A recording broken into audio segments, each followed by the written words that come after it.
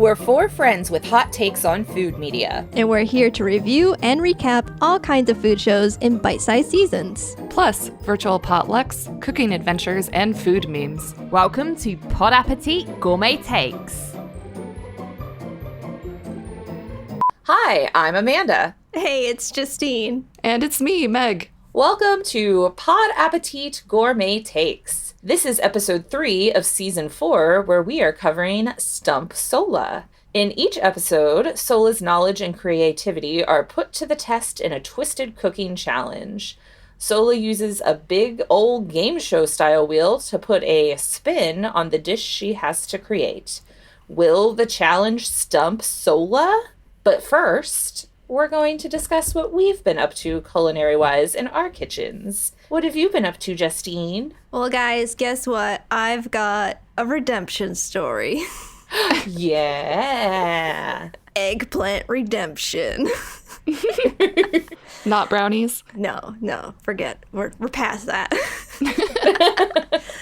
I made Mirasota's coconut aubergines. I have the English edition of her cookbook, so that's why everything is English in it. It's eggplants on coconut rice. It's very, very good, and I liked it. And as you recall from previous episodes, I was still on the fence about how to prepare eggplant and whether I liked them or not. And this was a very awesome Asian dish that you had sauteed up thin red onions till they're like nice and goldeny brown, and then you add in your strips of eggplants, and then everything also gets goldeny brown, but then you're also adding tamarind paste, soy sauce, there's garlic in there, like all those like nice dark yummy. There's a little bit of like sugar in there, so caramelization's happening. Even more like coconut milk in there because the coconut milk is also in the rice itself. Beautiful flavors like that. And then to add it all up on the dish, coconut rice, the aubergines, which at this point like look like shredded meat basically. Oh, okay. Yeah. You top it with like salty roasted peanuts and a pickle of your choice. We had just sauerkraut. The recipe naturally pairs with like a homemade cucumber pickle, but we didn't have cucumber on hand. And I also have a big jar of sauerkraut to finish. So, nice. Yeah, the plate was really lovely balanced with all those flavors. Like, mwah, chef's kiss, beautiful. Loved it. Do recommend. That sounds really good. So was the eggplant served on top of the rice, or was it like all mixed in together? I put it on top and then I like mixed it all together, especially with like the crunchy bits of peanuts, the like soury bits of the sauerkraut that I have, because I think it really, like when I tasted the eggplant by itself, I went, needs lemon juice or something. It needs that like acidic hit, but it all mixes together on the plate. You've unlocked the potential of aubergines. Yay! Congratulations. I did it. You've leveled up. That's what we do here. If this were a video game, you would have unlocked the aubergine achievement. Bling! Eggplant emoji'd. What about you, Meg? What have you been up to? I made ranchy potato salad with sizzled scallions and lots of seeds by Molly Baz. Yes. One of the few Molly Baz recipes that doesn't have abbreviations. Has a lot of words, though. It is definitely in her wheelhouse. But this was a very tasty potato salad, and what made it different is that you cook up a bunch of aromatic seeds in an oil of olive oil and some gochugaru chili. So it's this nice, spicy, oily, sizzly seed combination. She calls for any combination of cumin, fennel, and mustard seeds. So I did about a 1:1 ratio of those. I love cumin. I might have added a little bit more of those, but you heat all that up with some scallions and you pour that over the potato salad. Really tasty. I love the texture. You've got the nice, soft, creamy potato salad contrasted with the crunchy seed oil. And I just thought it was really delightful, and it was pretty easy to make. And it's one of those dishes where I feel like it tasted even better the next day because it kind of got to sort of soak up all of the flavors overnight. Ooh, nice. I like that. It's like Indian style potato salad. It was good. Yeah, I think it pulled from a few different cuisines. Very creative. I liked it. God, I love potato salad so much. Same. My stomach just growled a little bit as you were describing the creaminess of the potato and the crunch. I'm like, oh, I'm going to have to get some potato salad now. Yeah, it was really easy to make too. I would definitely make it again. What about you, Amanda? What are you cooking or eating or getting up to? I know I wasn't here at the last episode. That's because I was doing family stuff for Easter, and I made homemade pierogies. Ooh. Potato, cheese, onion? Potato and cheese. I think there may have been a little bit of onion in it, but like full on made them, like wrapped them up, put the ball of potato in the thing, in the dough, made the dough. I did it with my mother-in-law. It was my first time making the pierogies from scratch with her, and I was very, very nervous about making sure they didn't like explode, because we kind of get like this like system going where like she and I are like stuffing the pierogies and like crimping them and everything, and then my husband like boils them, and then we wait and like we fry them up the next morning for Easter. But the whole test is once you get it into the water, like the boiling water, is it going to hold or is it going to explode and send potato everywhere? And all of the first ones I did, nothing exploded. It was amazing. I was so excited. And then the next morning when my mother-in-law was frying them up, she said she couldn't even tell which ones were hers and which ones were mine. Oh, That's quite the compliment. That is such a compliment from a woman who's grown up making these with her mother's recipe that came from the Ukraine. So I was so excited. I was like, Jeremy, is this the test? Is this, I have to know how to make these properly before we can start having children? And he was like, oh yeah, gotta get the pierogi making good. Wow. Pierogi making before the baby making. That's great. I love pierogi. Good job. Moving on to the menu for today, we are covering the next two episodes of Stump Sohla, Food Illusions, Movie Snacks, and Astronaut Thanksgiving. So yeah, the first episode, Food Illusions, Movie Snacks. Sohla was tasked with making a food illusion, and she kept saying the only thing she could think of is when it looks like a shoe and you cut into it and it's cake. Everything is cake. Yeah, it's those cake memes coming back from mid-2020. Yeah.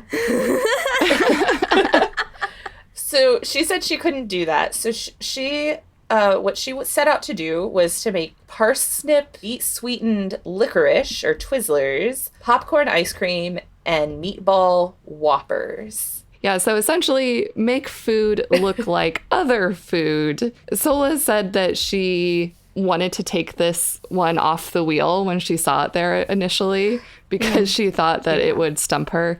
And spoiler alert, it does. So she knew herself pretty well in this regard, but it was still fun to watch her attempt the challenge. I don't know. I think this is my least favorite episode. Oh, really? It's one of my favorites. Oh, Why is yeah. it your least? I don't know. I just feel, I don't know if it's because I'm like, oh, it's because she got stumped, which I actually didn't remember that she actually got stumped, but I just feel like what she did was not her best and that she kind of gave up. Like, those are the vibes that I got, especially with like the popcorn ice cream. I'm like, it's ice cream. It's not a food illusion. That's the thing. The illusions themselves were not very successful. And the popcorn was definitely, I don't want to say lazy because that seems too mean, but cheating, I guess, in a way. There really wasn't much of an illusion going on. And it was kind of disappointing to see Andrew seem so excited because he sees this box of popcorn. And you can tell that he's thinking like, oh, that looks exactly like popcorn. And he's all like, how did she do it? You know, only to realize a few seconds later that it looks exactly like popcorn because it is popcorn. Yeah. So I think Andrew was disappointed, and I kind of felt that same way. Yeah, I do feel like out of the three dishes she made, I think the parsnip Twizzlers were the most successful because they really did, when like the presentation was done and it went into the tasting, they really did look like licorice just like hanging out. I almost feel like from the last episode, I feel like she did more food illusions with the scary candy than she did in this. Yeah. And like the meatballs, she's just like, oh, this gravy doesn't even look like chocolate. What was I thinking? And I'm like, what happened, Sohla? Yeah, before she even started, she realized it wasn't going to look like chocolate because the Swedish meatball gravy is a white gravy. But instead of course correcting, she was just kind of like, oh well. Yeah. And then it just ended up being bad. I do feel like that was the one thing that like fully just, it doesn't matter how successful the parsnip licorice was. She was stumped because those meatballs didn't look anything like Whoppers. And I kept thinking that she was going to be like, oh, okay, I'll do some food coloring or I'll reassess and make a different gravy. And then she just like didn't, which kind of surprised me. I just expected that she would try to do something else to course correct. It's one of those things where you wonder how much time have they allotted in order to create and produce this episode. And sometimes it's like, well, maybe they were on time constraints that, they didn't make an active part of the episode. It's not like the challenge is to do it in a day or what have you. So I wonder if maybe some of that is behind the scenes stuff that we're not privy to. Yeah. That was one of the things I was thinking about, since like this kind of marks our halfway point, is I don't know that the shooting order is the viewing order by any means. Like, it kind of feels like they put scary candy where it could be around Halloween. I'm not finding a consistency and like, here's what you're going to make and then here's the twist on it always. The way it was like in the pilot, where it was like, okay, mac and cheese, now let's spin the wheel to see what the twist is going to be. Instead, it kind of feels like sometimes they're spinning the wheel and then going, oh, okay, well, this is going to fit best here and we'll just air it at this point or whatever. Yeah, we talked about this a little bit in the last episode, how much of this is predetermined, the matchups of, like we said, scary candy is obviously tailor-made for Halloween, and it seems like too much of a coincidence, right? So I think Justine and I in the last episode came to the conclusion that it probably is predetermined, and then, they figure out when to air it best for most engagement. I don't know. I kind of want to get into this more as we really digest the episodes, but as a little teaser, her clothes are different when the wheel spin happens. Yes. The main episode. It really seems like they did the wheel spins, all of them, on the same shoot. Yeah. While I'm still enjoying the series, that was one of the things this time around, having watched the ones that like you guys covered and then these, and seeing the slight difference in how they intro them also. Mm-hmm. In both of these, there was like, we're going to do movie snacks. And then it was like the wheel spun and it was like food illusions. Whereas some of the other ones, there was none of that. It was just like, here's the theme and we're doing it on this thing. It just seems like a little bit of an inconsistency to me. It did feel like they were fine-tuning as they went. But something that I did like about this episode, why it is one of my favorites, is that I understand what you're saying, Justine, is that it feels like she kind of gave up. But I kind of liked the balance between her struggling and her showing her expertise, because while the popcorn ice cream was easy to make, it was also an opportunity for her to show her knowledge. She has obviously made ice cream a bajillion times, and for every step of making the ice cream, she had tips and tricks and knowledge to impart. And even though the meatballs, the end result weren't so great, the concept was pretty good, and I found the information about gelatin interesting. So you could see, to me, in every single dish that she was working from a place of, I know what I'm doing, but it just sort of got out of her control in some instances. So I kind of liked that balance of seeing her trying to overcome some of the things she was struggling with while also really acing a few other things.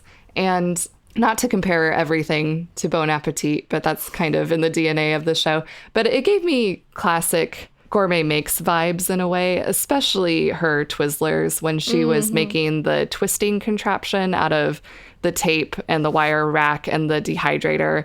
It just really made me remember what I liked best about Gourmet Makes back in the day. So to me, that made me enjoy this episode. I have to say, one of the things I really liked was the incorporation of The Office and constantly hearing Stanley go, "You got meatball!" and then giggling. That was really funny. I do like that Sohla is unabashedly inspired by pop culture, and I feel like that works just so well with Babish, because obviously Benji with Babish, so many of his recipes are from TV shows, cartoons, video games.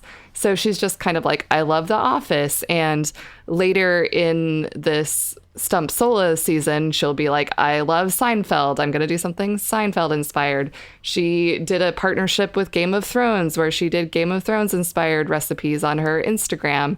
So I like this aspect of her personality. Babish is obviously a huge nerd, a huge Star Trek nerd, which we'll see in this episode and in future episodes of Stump Sohla. So I feel like that meshes well with the BCU.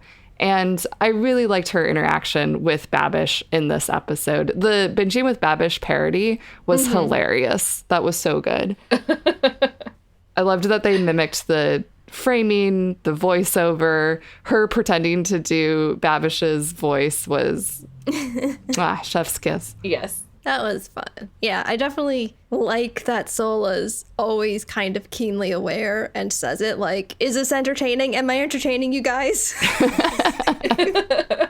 mean, I think it's good for someone to think of that when they're in front of the camera. Maybe she doesn't need to, constantly seek affirmation of it, but it's like, yeah, it's good to always be like, am I entertaining the audience? Don't want to waste the audience's time.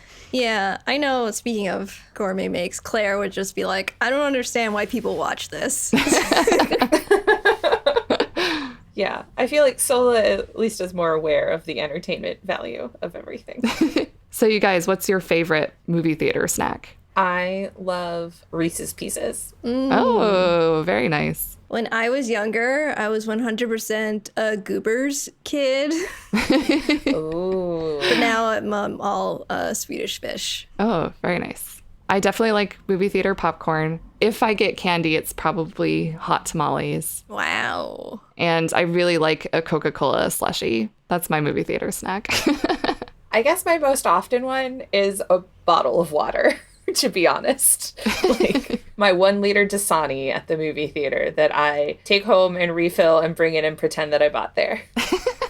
Sorry, AMC, I've been cheating you out of dollars for years. You have enough of my money. When I worked at a movie theater, my personal rule for myself was that if the person put at least an iota of effort into hiding what they were trying to smuggle in, I was like, you get a free pass. It was just the very blatant people, like the teenager who came in carrying a whole thing of blue high C that I was like, you didn't even try it.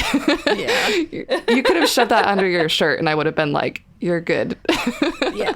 I mean, if we're talking about snuck in, I've taken in a whole Chipotle burrito before in my purse. But I took in a double scoop ice cream cone. That's the one I'm most proud of. Oh, Meg, you got skills.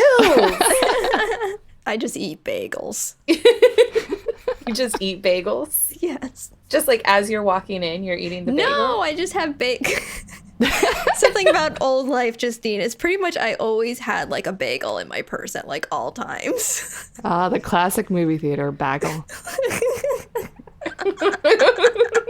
All right, we are going to take a quick intermission and then we will be back. And welcome back. Now we are going to go into the final frontier of space. It's Astronaut Thanksgiving. I was so confused for a minute. I'm like, oh my God, did I watch the wrong episode? No, I was trying to be Babish at the end. Trying to be Andrew. Yeah. So it. Astronaut Thanksgiving. In this episode, basically, Sohla is tasked with making an astronaut Thanksgiving, and she decides to do everything freeze-dried. So it's like the little freeze-dried ice cream sandwiches we all got when we went to visit like science centers as children. Yeah, so basically their approach here was that astronaut food, which was what was on the wheel, equals freeze-dried. But as far as making the Thanksgiving food itself, she didn't have any constraints as far as ingredients or how to prepare it. So she basically made this sumptuous, classic Thanksgiving menu. And then the very last step was just to throw it all in the freeze dryer and voila. Mm-hmm. I did think it was interesting as far as like our show is concerned to see Sohla's take on a classic Thanksgiving dinner as opposed to like the Making Perfect Thanksgiving that we covered. It was just a very interesting contrast to see what she was just like, this is the classic, this is what you do, without like this whole, do people like this or that, and what do we do with this thing? And like, I found the way that she did the turkey very interesting. Instead of like whole bird in, like she did break it all down and went on about the oysters and everything. And her turkey was beautiful. Everything was beautiful. I do feel like for me, this is the platonic ideal Thanksgiving menu. This is exactly the dishes I want to see. Nothing more, nothing less, essentially. So I enjoyed simply watching her make beautiful food. This is definitely an episode of her showing her expertise and just a bunch of little tips and tricks. And I really liked her energy in this episode. She starts off by saying Thanksgiving is her favorite holiday. When she was a kid, it was one of the few times when her mom let her cook. And this to me was interesting because she said her mom's perspective was that Thanksgiving was like low stakes, low pressure, which is so funny to me because that's just the opposite of what I think of Thanksgiving. But Sohla was saying that she called it salt and pepper cooking, that you just had salt and pepper and a few herbs to worry about as far as flavoring. So I liked that little peek into, I guess, how Sohla's mind works because it was very different from my experience. Yeah, I also enjoyed this. And like, we have on this podcast watched many Thanksgiving preparation videos. Yes. And like freaking, it just brought me back to being like, oh my God, is it November again where I have to watch like 4 different how to make a turkey videos? Yeah. She had some great tips. And she had some great, like, shout-outs of, like, use this person's recipe. I liked her tip of instead of using pie weights, use, like, sugar. Yes, I love that. And she's like, you don't throw away the sugar, you use it for everything else. And I was just like, oh my gosh, this is amazing. Yeah. Toasty sugar, too. That was really interesting. I don't think I'd seen that trick before. And then she does use the sugar in this episode for the cranberry sauce, I believe. So she kind of infuses the cranberry sauce with even more flavor by reusing this caramelized sugar. And she reuses the butter that she used to baste the turkey in her gravies. So I liked that approach too. I really feel like Thanksgiving cooking, and she shows this in this video, is all about the harmony of it, like the planning. You have to think about what you're going to cook when, what you're going to put in the oven, when you're going to take something out, how it all works together to get it on the table at the same time. So this sort of whole picture thinking, I think she shows throughout the whole episode how to reuse ingredients, how to make everything work together. Yeah. And like she did it all by herself. Yeah, she had a little bit of preparation help, but honestly, not much at all. She basically did everything. Well, seeing her with all of the burners going and just like not panicking, I was just, as someone who making one dish at a time can have panics, I just thought, oh my God, this woman is amazing. Because she's just like, oh yeah, I got 4 burners going. And then she's also making sure the pie crust is getting blind baked at the same time. And, you know, she's just like, it's all, like you said, Meg, it's all about that harmony and like everything tying in together. And her like working on the mushrooms and then being like, oh, the cranberries are starting to open up now. So now I need to focus on that. And just her balance of it all was beautiful to watch. Yeah, I think the cream started to bubble over at one point, but I think that's the only time when something sort of got out of her control. And even that was super minor. Yeah, NBD. Yeah. This is why I don't like people coming in my kitchen when I'm cooking. I did like seeing Andrew come in and steal the croutons. It reminded me of in the bodega tasting menu how he kept taking the Cheez-Its. Yeah. It's like he's really all about that crackery, crispy snackage. The Andrew shenanigans were quite funny, and he attacks her with an air puffer, like a giant air cannon. But then she retaliates with fake cockroaches that were still in her pocket. I like that she said she just keeps them in her pockets now in case. Just in case. It's Pranksgiving. Pranksgiving. Like you were saying, Justine, we've seen a million Thanksgiving videos, and despite having seen a million turkeys and chickens being broken down and spatchcocked, I still don't feel like I could ever do it. I feel like I would have to watch even more videos about how to break down a turkey. I think you can do that. Take that backbone right on out. Well, the part that she talked about when she was focusing on the oysters and saying, like, you have to be really careful that you don't cut them up as you're doing this. I guess I feel like in other videos I've heard people talk about, like, oh, the oyster is the best part, but I never thought of the, like, oh, you could essentially sever the oyster and then lose the oyster as you're breaking everything down. No, I just really like that she just did things, it seemed to me, just the way she does them at home. She's just like, here's my Thanksgiving. And like you were saying earlier, not happen to be like, oh, someone would like this, someone would like that. She's like, oh, I'm breaking down my turkey because it's the best way that I cook it. Like all those examples. Yeah. When she was doing the mushrooms as well, and she said, I think this could be controversial. Some people don't think you should let them get this crispy. She goes, but this is what I like, so it's what I'm going to do. And I found that very refreshing compared, like I said at the beginning, like compared to making perfect Thanksgiving, there wasn't so many cooks in the kitchen. It was just like, this is her presentation of it. I was afraid that this episode was going to be too gimmicky with the whole astronaut food aspect. But in the end, I rather appreciated that it was mostly just Sohla making this lovely Thanksgiving meal. The astronaut part of it really only takes up like the last few minutes of this episode. And I think it's a little bit of a shame that they freeze dried all this lovely food she made. But then again, they did definitely get to eat some of it before it, you know, had all of its moisture sucked out.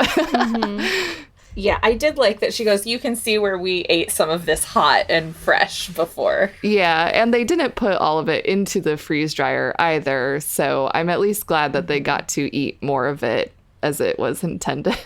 Yeah. But they did like a couple of the things in their freeze-dried versions, like the sweet things. This was very interesting to me. They seemed to like most everything. And also what surprised me was how much the freeze-dried food just looked like the food. I don't know if I would have been able to tell, well, probably in person I would have been able to tell that there was something off about it. But through video, it just looked the same, which was interesting to me. Like slightly shrunken, but not very much. Yeah, like the color was still kind of all there. But when they were doing the taste test, they said, you know, it's dry, obviously, because that's what freeze drying is taking out the moisture. And then I think cooking it at a very low heat for a little while to get all the extra moisture out. So all the foods were dry, crumbly, kind of crunchy or crispy. So the texture of everything, no matter how it started, turned into this crunchy, crispy thing. And they also said that it concentrated the flavor.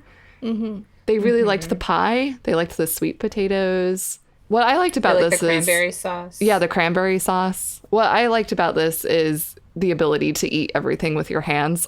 Yeah. I love eating with my hands. I'm like, yes, sign me up for this. I know. It was fun to see them just pick up like the pat of potato with the gravy in it and no gravy falling out and just like, yup. Yeah. Basically, the only thing they didn't like was the turkey because dry meat is gross unless it's jerky or something. Yeah, so they called it dog food, essentially. Yeah. Oh, man. But it did look like fun play pretend food that you could eat. Yeah. The way that you could just pick it up with your hands, it's like the Fisher-Price play shopping mall, like, or shopping center thing that you have, or like the kitchen when you're a kid, and you're just like, num. Except they could actually eat this. Andrew said that they should market the pumpkin pie slices as candy bars. I would eat that. Yeah. Every year, and I think I've mentioned this, like, I get a little overwhelmed with all of the pumpkin flavored everything, but freeze-dried pumpkin pie, I would totally be up for that. That sounds like something I would go to the store and like, because they used to have that more at stores, was like the little freeze-dried strawberries or blueberries and like the ice cream sandwiches back in like the late 90s, early 2000s. And now it's not as much of a thing. I don't know if that's because like space camp isn't as big of a deal as it used to be. I got freeze-dried strawberries the other day. Yeah, I've got some strawberries and raspberries in my pantry right now. I'm going to the wrong stores. Apparently I need to go to stores in California. Whole Foods, baby. But you can take your freeze-dried pumpkin pie candy bar to space. Like Sohla did. Yes. I enjoyed the Babish Star Trek voiceover because I am also a Star Trek nerd. That was really fun. What I didn't like about this episode, and this isn't really the episode's fault, it's just that it transported me back to November 2020, which is a time that I think we probably don't want to revisit. And it reminded me of like, oh yeah, that was a really sad Thanksgiving because pandemic and I had to stay home and I haven't seen my family in over 400 days at time of recording. So I didn't really like that aspect of it. Again, not the episode's fault. Sohla's sentiments about what she's thankful for, that was very lovely, but it just wasn't for me at this current time. Well, also, I forgot to mention in the last episode when Sohla goes, oh, yeah, we haven't been to a movie theater in a while. And I'm like, yeah, still. Yeah. Yeah. Well, I got to go to one recently, but only because I've been vaccinated for over 2 months and finally felt like I could go to one. But why did you brag about it? oh, sorry.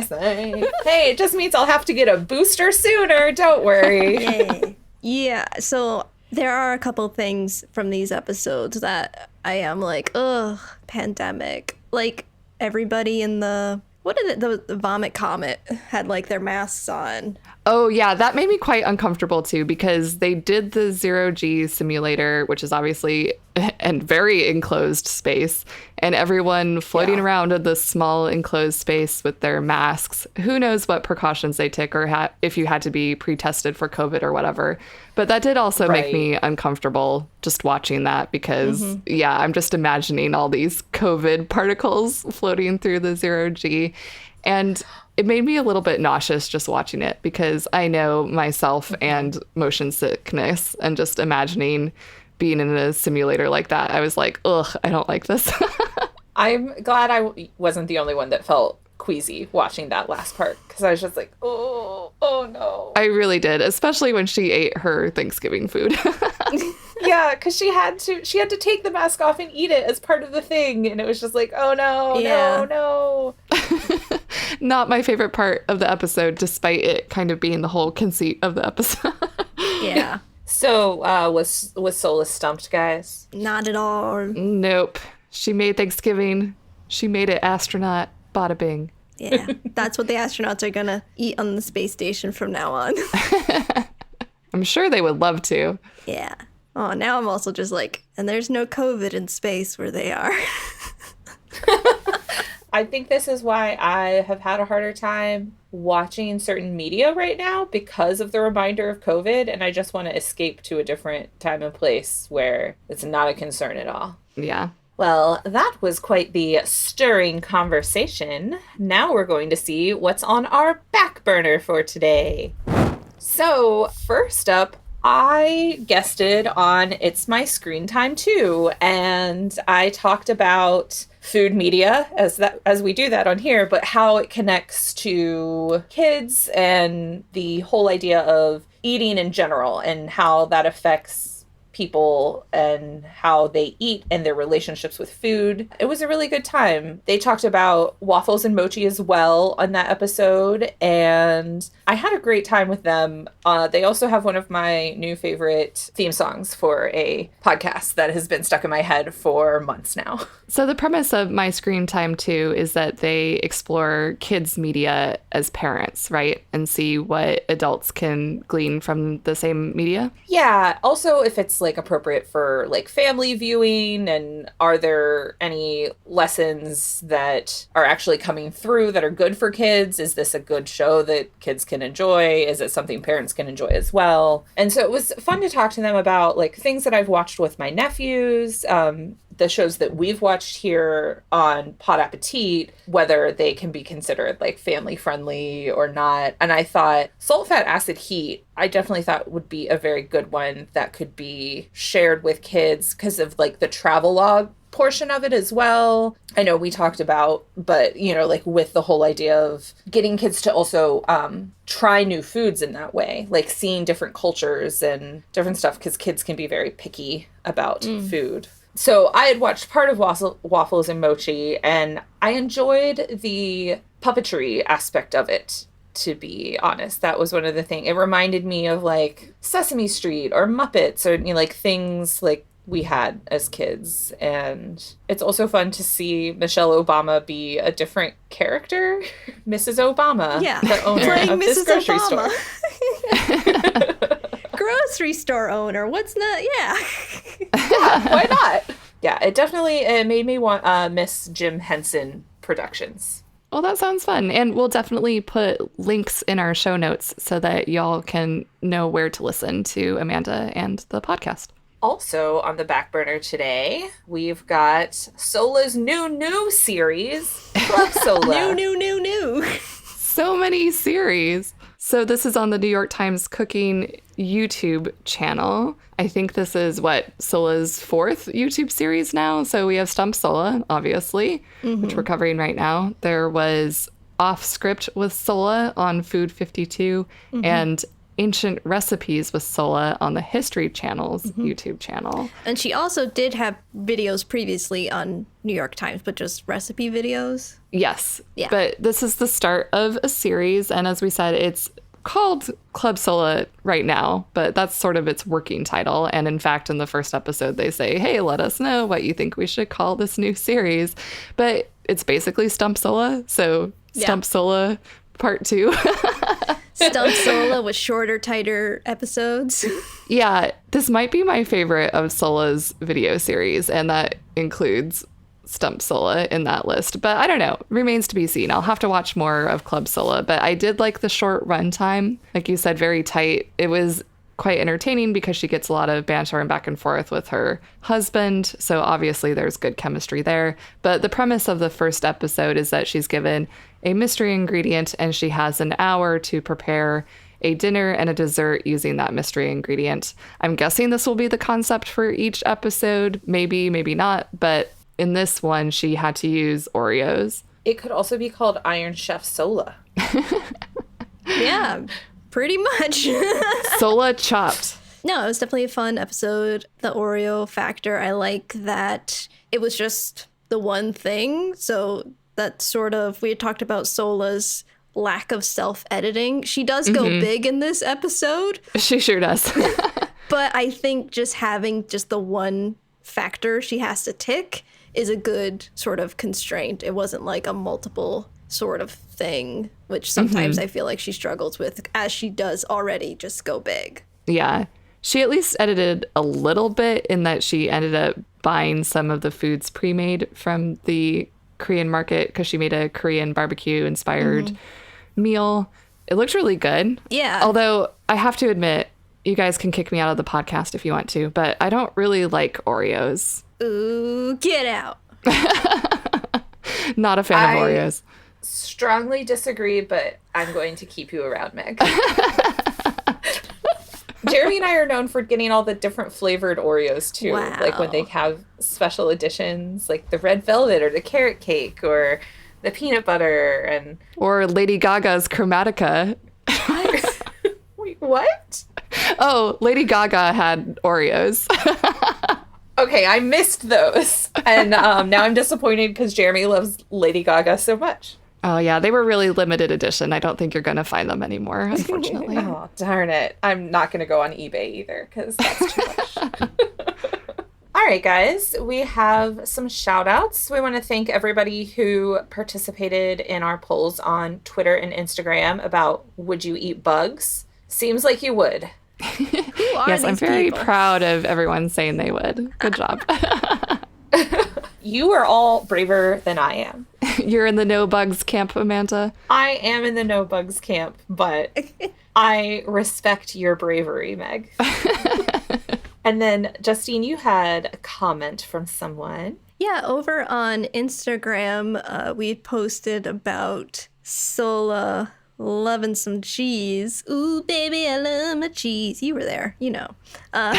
To which Tracy responded, I just love this podcast so much. Pod Appétit gets me. Aw, thanks, Tracy. Well, thank you to everyone who got in touch with us on social media and sharing your thoughts. If you would like to hear your name shouted out here, talk to us on social media. Rate, review the podcast on iTunes, or Apple Podcasts is what it's called now and has been for years, but I'm old. Yeah, we love hearing your feedback, so please write into us. Thank you for joining us. Next time on the podcast, we will be covering more Stump Sohla, One-Handed Boozy Brunch, and Sad Birthday. Sad birthday. Womp womp. Eeyore. That's how I feel. Thanks for listening to Pod Appétit Gourmet Takes. We'd love to hear from you, so find us on Twitter and Instagram at pod_appétit. And on Facebook at Pod Appétit Podcast. You can also email us at podappetitpodcast@gmail.com and find all of our episodes on our website, podappetitpodcast.com.